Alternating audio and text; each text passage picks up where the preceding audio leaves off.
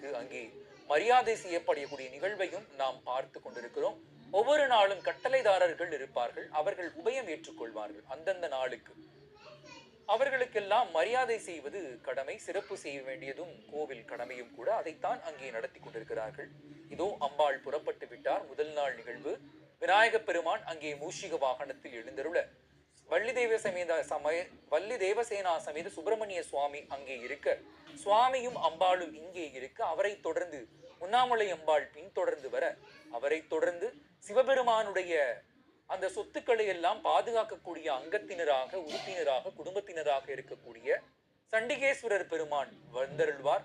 இவர்கள் தான் பஞ்சமூர்த்திகள் என்று நாம் சொல்லலாம். இவர்களைத்தான் பஞ்சமூர்த்திகள் என்று ஒவ்வொரு ஆலயம். இதோ சண்டிகேஸ்வரர் இவர்தான்.